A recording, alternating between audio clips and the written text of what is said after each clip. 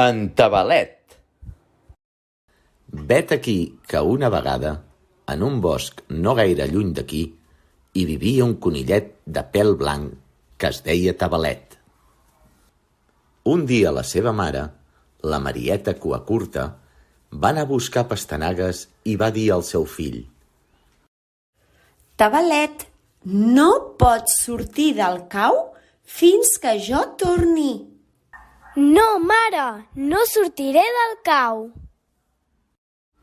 La mare se'n va anar i, fent-li un petó al seu conillet, li va dir: Adéu, Tabalet. Adéu, mare.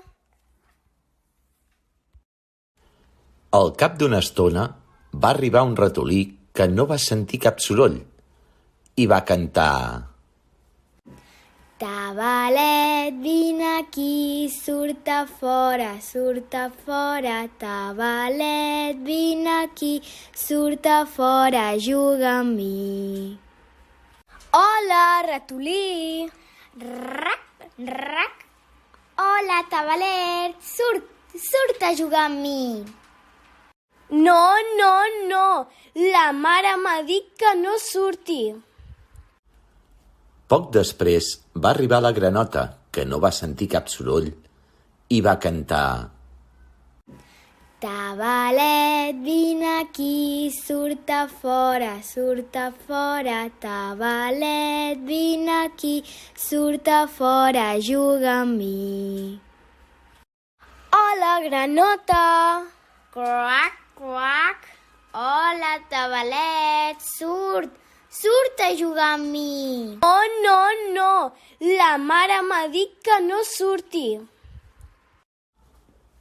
Quan va passar un temps, va arribar l'esquirol, que tampoc va sentir cap soroll, i va cantar: Tabalet, vine aquí, surt a fora, Tabalet, vine aquí, surt a fora, juga amb mi. Hola, esquirol. Nyic, nyic. Hola, Tabalet, surt a jugar amb mi. No, la mare m'ha dit que no surti. Però, al cap d'una estona, en Tabalet va sentir un soroll molt estrany.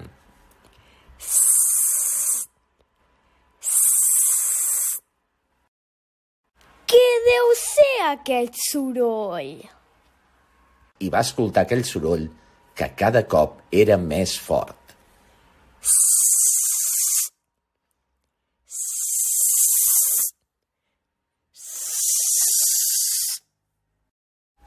En Tabalet volia saber què era aquest soroll i va sortir del cau, oblidant les paraules de la mare. De sobte, una serp gran, verda i amb la boca molt oberta, se'l volia menjar d'un mos. Mare, ajuda'm, sisplau!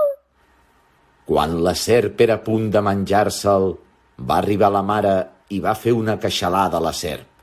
Nyac! La serp va marxar esfereïda i la Marieta Cuacurta va abraçar el seu fillet. Ara que la mare ja era al cau, en Tabalet va poder sortir a jugar amb tots els seus amics i amigues sense pors ni perills. Tabalet, vine aquí, surt a fora,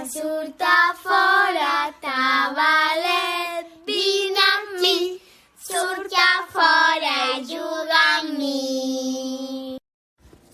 I vet aquí un gos, i vet aquí un gat. Aquest conte ja s'ha acabat. Espero que la història del Tabalet us hagi agradat.